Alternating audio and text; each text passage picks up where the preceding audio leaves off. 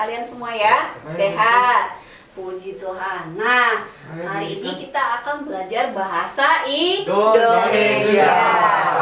Hari ini kita akan membahas tentang cerpen. Nah, siapa yang tahu kepanjangan cerpen? Saya. Wah. Cerita jadi- pendek. Ya. Cerita pendek. Ya. Cerita pendek berikan. Apa? Kalimat. Cerita. P. P. Cerita P. Pendek. Ya. Cerita pendek. Good. Ya, jadi kalian pintar, hebat ya. Nah, jadi cerpen itu kepanjangannya adalah cerita pendek. Nah, tahu nggak artinya apa cerita pendek? Tahu?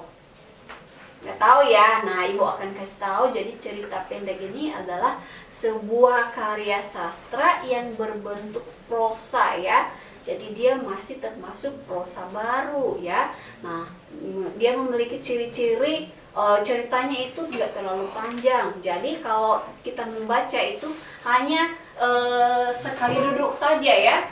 Jadi itu adalah cerita pendek. Nah, dalam cerita pendek dia memiliki unsur pembentuknya. Yang pertama adalah unsur intrinsik dan yang kedua adalah unsur ekstrinsik. Yang pertama tadi unsur intrinsik. Sebutkan sama-sama 1, 2, 3.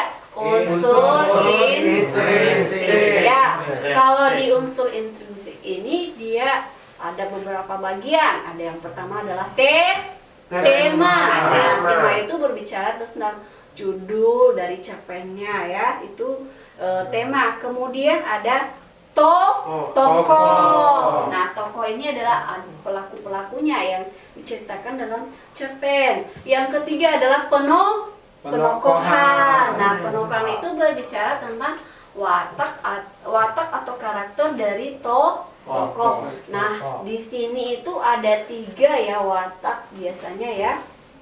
Cerpen yang sering muncul yaitu protagonis. Siapa yang tahu arti protagonis? Sifat yang baik. Ya, jadi protagonis itu adalah pelaku yang bersifat baik. Kemudian ada antagonis. Apa itu artinya antagonis? Sifat yang jahat. Ya, pelaku yang bersifat jahat. Tapi ingat, tidak selamanya antagonis itu jahat ya. Cuma dia lebih dominan menentang yang protagonis ya. Jadi ingat itu. Yang ketiga adalah tritagonis ya. Jadi tritagonis ini adalah, ada yang tahu nggak? Karakter pendukung. Ya, Karakter pendukung. ya, karakter pendukung ya. Biasanya ini pelaku yang mendukung ya, dari antagonis dan protagonis. Kemudian dari unsur ini lagi ada alur ya, alur ceritanya dari awal sampai akhir ya. Seperti apa ceritanya ya, ini di alur. Kemudian yang paling terakhir adalah latarnya. Mungkin kejadiannya di mana ya. Ini berbicara tentang tempat, waktu, suasana dan lain-lain ya. Itu adalah unsur intrinsik. Kalau yang kedua adalah unsur ekstrinsik. Nah, ini kalau unsur ekstrinsik ini berbicara tentang latar belakang masyarakat ya dalam cerita tersebut. Kemudian latar belakang penulis ya. Biasanya kalau buku-buku cerita pendek itu ada penulisnya ya. Kemudian nilai budayanya apa ya dari cerita tersebut.